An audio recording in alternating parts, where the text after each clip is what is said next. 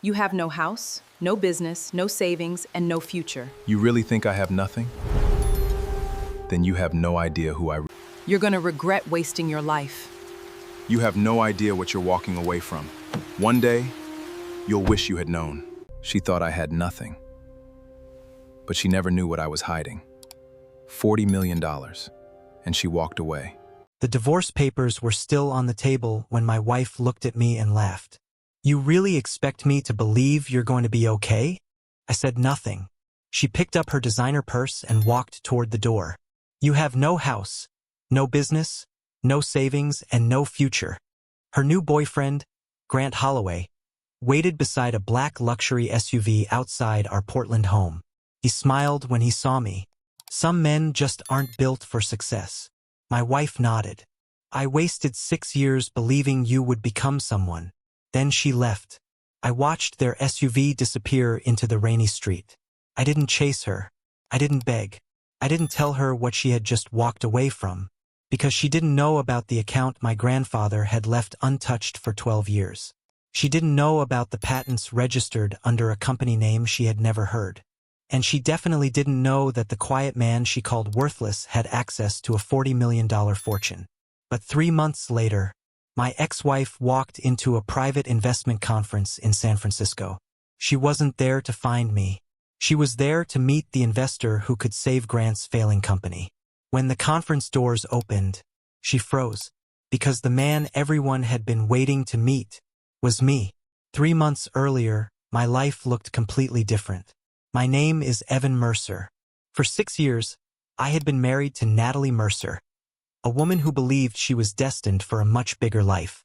We lived in Portland, Oregon, inside a small house near the river. It wasn't luxurious. It wasn't impressive. But it was ours.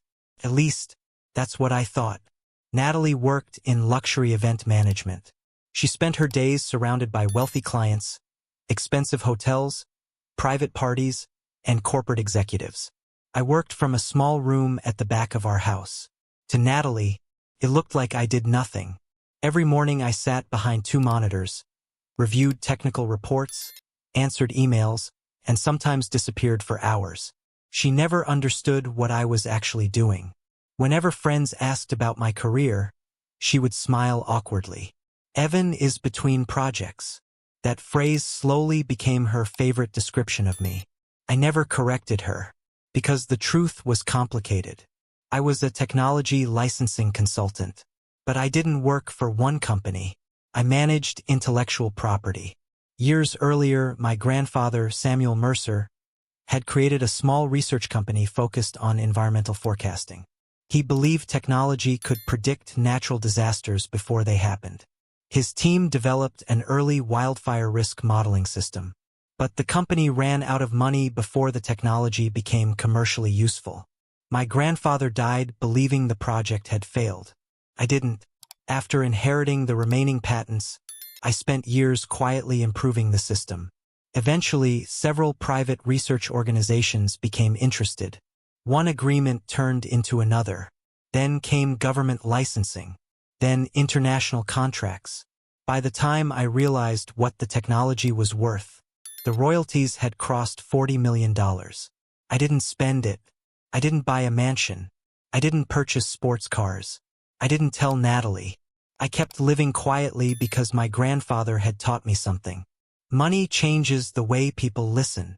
I wanted people to listen to me without knowing my bank balance. 4 years.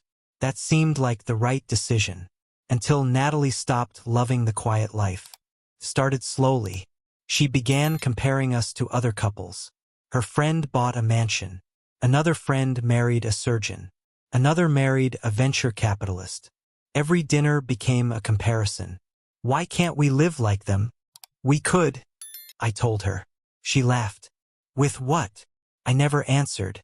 One Friday evening, she came home from an event at a luxury hotel. She dropped her purse onto the kitchen counter. Do you know what Marcus Bell drives? I looked up from my laptop. No. A $180,000 Porsche. Congratulations to Marcus. She rolled her eyes. You always do that. Do what? Act like money doesn't matter. I closed my laptop. Money matters. Then why don't you ever make any? That question stayed with me. Not because it was cruel, because I knew she genuinely believed it. A week later, Natalie introduced me to Grant Holloway. He was the CEO of a rapidly expanding sustainable energy company. He was confident, expensive suit, luxury watch, perfect smile. He knew exactly how to enter a room. Natalie admired him immediately.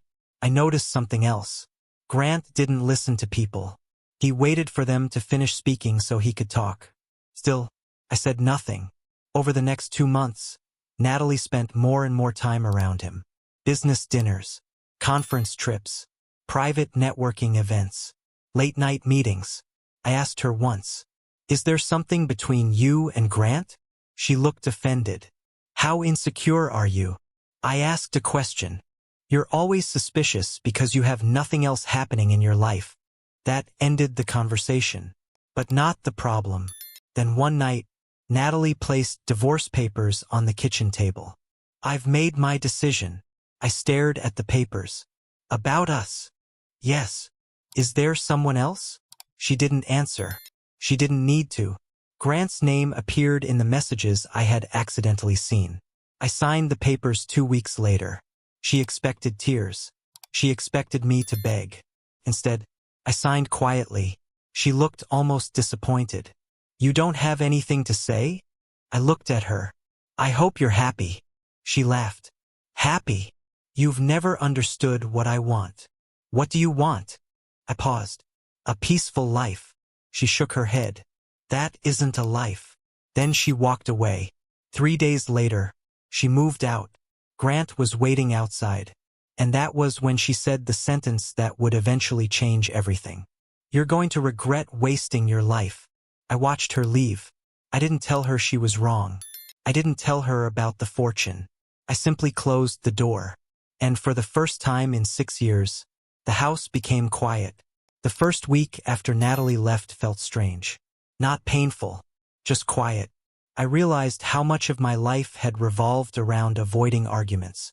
No one complained about my work schedule. No one questioned my clothes. No one compared my car to someone else's. I could finally work without explaining myself. The following Monday, I flew to Seattle. My technology licensing company had scheduled an emergency meeting. The company was called North Star Predictive Systems. It had only 37 employees. No flashy headquarters. No social media campaigns. No celebrity executives. But the company's technology was becoming extremely valuable. Our wildfire forecasting system could analyze satellite imagery, weather patterns, vegetation conditions, and historical fire behavior to identify high-risk regions days before conventional warning systems. That technology had quietly attracted major contracts. At the meeting, my chief financial officer, Maya Reynolds, placed a folder in front of me. Another acquisition offer. I opened it. $47 million. They want the entire company. No. Maya smiled. I knew you'd say that. It's not for sale. You realize the offer would make you personally very wealthy. I looked at her. I already am. She laughed. You say that like it's nothing. It isn't nothing. Then what is it? I thought about Natalie, the woman who had spent 6 years believing I was struggling. The answer came easily. Security. Maya understood. You still haven't told her? No. You're divorced now. That doesn't change anything. She nodded. You really loved her. Yes. Do you still? I looked through the window. I don't know. That was the honest answer. Meanwhile, Natalie's life seemed to be moving in the opposite direction. She moved into Grant's luxury condominium in San Francisco. She began attending investor events. She posted photographs from rooftop parties. Everything looked perfect. But behind the photographs, Grant's company was collapsing. His expansion had been built on aggressive borrowing. 3 major contracts had failed. A government partnership was delayed. Investors were demanding their money back. Grant needed a solution, and he needed it quickly. That's when he heard about North Star Predictive Systems, the company whose technology could transform his renewable energy projects. Grant wanted access.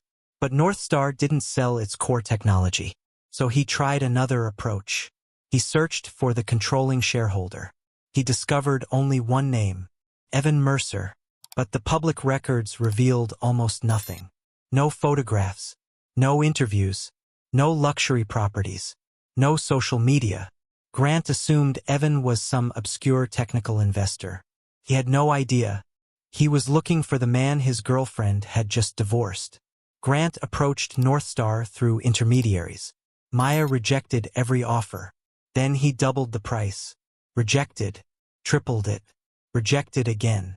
Finally, he sent a personal message. "I'd like to meet Mr. Mercer."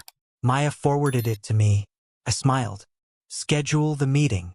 She looked surprised. "You're actually going?" "Yes." "Why?" "I want to know why he's so interested." The meeting took place in a private conference room in San Francisco. Grant arrived in an expensive Navy suit. Natalie came with him. I wasn't surprised. She didn't know I would be there.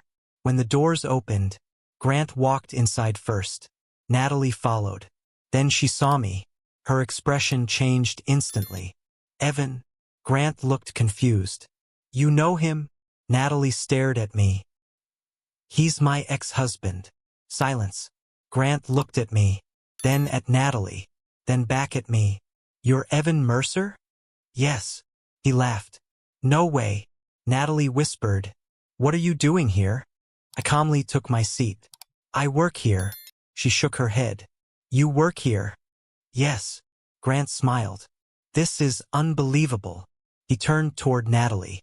"You never told me he was involved in technology." She looked embarrassed. "I didn't know." I looked at her. That was the problem. Grant sat down. "We're here because I want a licensing agreement." "I know." He pushed a proposal toward me. I didn't open it. "Your company is in financial trouble." His smile disappeared. "You've done your homework." "I do homework before signing contracts." Natalie looked between us. For the first time, she was seeing a different version of me. Not the quiet man sitting at a kitchen table. Not the husband she thought had no ambition. But a man sitting at the head of a company she couldn't understand. Grant leaned forward. "What would it take?" "Nothing." He frowned. "You won't sell?" "Correct." He glanced at Natalie, then back at me. "You're making a mistake." I smiled. "No. I made my mistake 6 years ago." Natalie's face tightened. "What does that mean?" I didn't answer. Instead, I stood. "The meeting is over." Grant looked angry. "You're going to regret this." I looked at him calmly. People usually say that when they realize they can't buy what they want. Natalie followed me into the hallway. "Evan, wait." I stopped. She approached. "You knew I was coming?" "Yes." "You arranged this?" "No." "Then why are you acting like this?" "Like what?" "Like none of this affects you." I looked at her. It affected me. "Then why don't you look hurt?" I answered quietly. "Because healing doesn't always make noise." She had no response. Then she asked the question I knew was coming. "How successful are you?" I smiled faintly. "Successful enough." She stared at me. "That isn't an answer." It wasn't meant to be. I walked away. Behind me, she remained standing in the hallway. For the first time since our divorce, Natalie began wondering whether she had made the biggest mistake of her life. She just didn't know. The real truth was still much bigger. 2 weeks later, Northstar received another request. This time it came from a major international investment group. They wanted to finance a new division. The proposed valuation pushed Northstar's total assets beyond $100 million.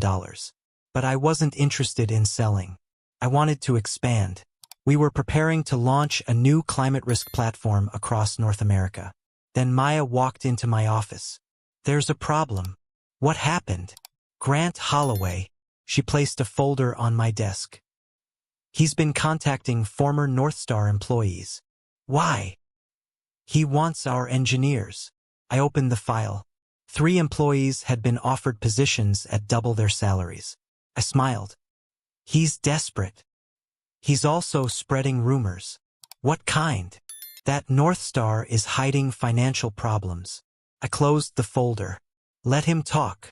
Maya looked surprised. That's it. Yes. Why aren't you fighting him?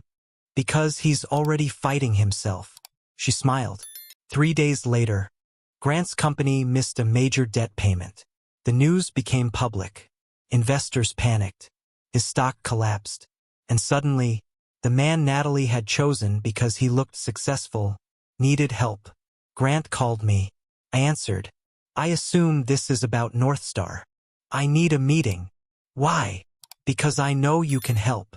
You rejected my help? I didn't reject anything. You tried to buy something you didn't understand. Silence. Then he said, please. I agreed. We met at a quiet private club in San Francisco. Grant looked different. No confident smile. No expensive watch. No entourage.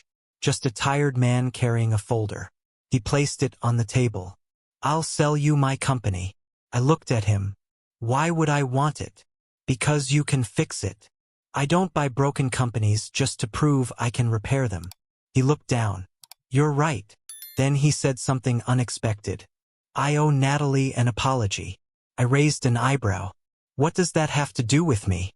She believed I was successful. And I let her believe it. I leaned back. You used her. Yes. At least you're honest now. He nodded. Then his expression changed. There's something else. What? Someone has been feeding me information about North Star. I became serious. Who? I don't know. Then why tell me? Because whoever it is wants your technology. That changed everything. I asked for the information. Grant handed me a USB drive. Inside were communications between several shell companies. The same companies had been trying to purchase North Star's patents for months. But there was one name buried inside the records. Victor Lang, a former North Star executive. He had been fired 3 years earlier. And he knew exactly how valuable our technology was. I immediately called Maya. Freeze every external access point. She understood. Security breach? Potentially. Within hours, we discovered Victor had been selling confidential research to competitors. The investigation revealed millions of dollars in stolen intellectual property. But the biggest surprise came from the final transaction. Victor had been preparing to sell the most sensitive North Star research to an overseas buyer. The deal was scheduled for the following Friday. We contacted federal authorities. The transaction was stopped. Victor was arrested. North Star survived. And suddenly, the story reached the media. Anonymous technology founder stops major intellectual property theft. News outlets wanted to know who owned North Star. For the first time, my name appeared publicly. Evan Mercer. Estimated personal fortune. $40 million. Natalie saw the headline while sitting inside Grant's apartment. She stared at the screen, then opened another article. Then another. The words blurred. 40 million, she whispered. Grant stood behind her. You didn't know? She shook her head. No. How? He never told me. Grant laughed bitterly. You married him. I know. You lived with him for 6 years. I know. And you thought he was broke?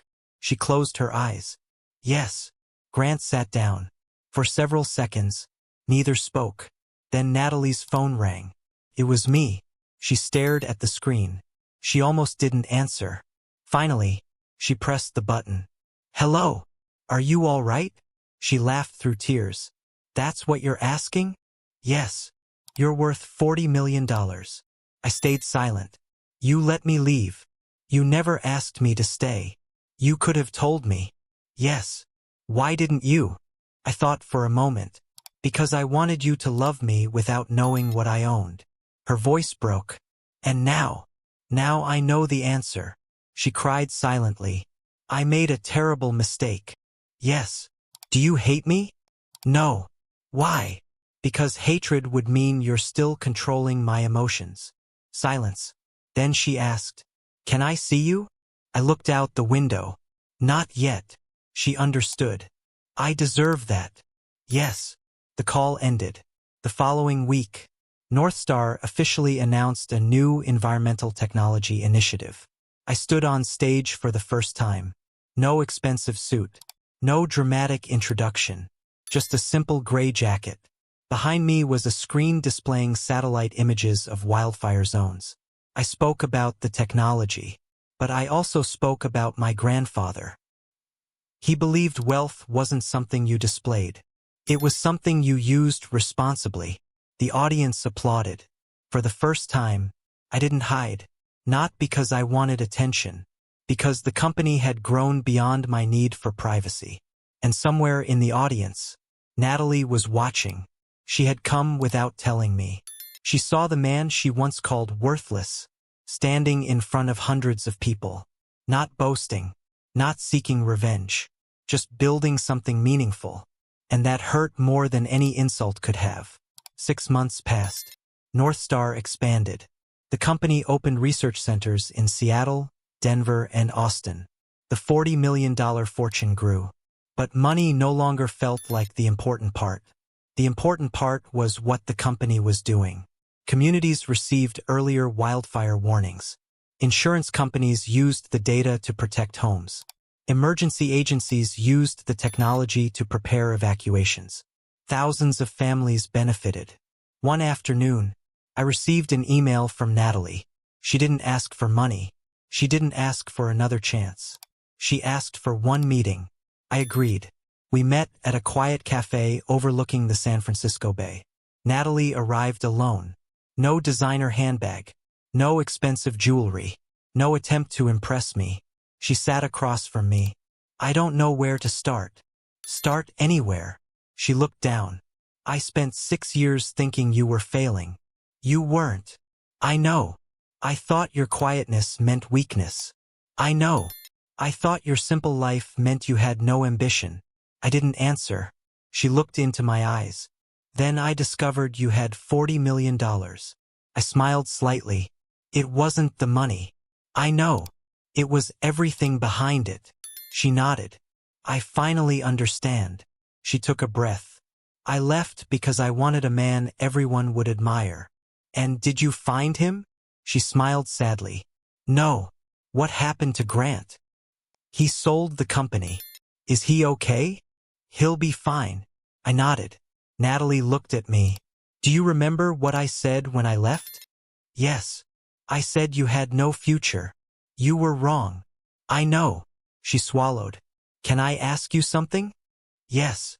If I had known about the 40 million, would you have stayed married to me? I thought about it. No. Her eyes filled with tears. Why? Because then I'd never know whether you stayed because you loved me. She nodded slowly. That makes sense. We sat quietly. Then she reached into her purse. She placed a small envelope on the table. Inside was my old wedding photograph. I found this when I moved. She pushed it toward me. You should keep it. I looked at the photograph. We were happy. Yes.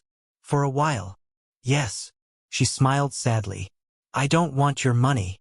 I know. I don't want your company. I know. I just wanted to say I'm sorry. I nodded. Thank you. She stood, then stopped. Evan. Yes. I finally understand something. What? The man I thought was worthless was the only man who never needed to prove his worth. I didn't answer. She walked away. This time, I didn't feel anger. I felt peace.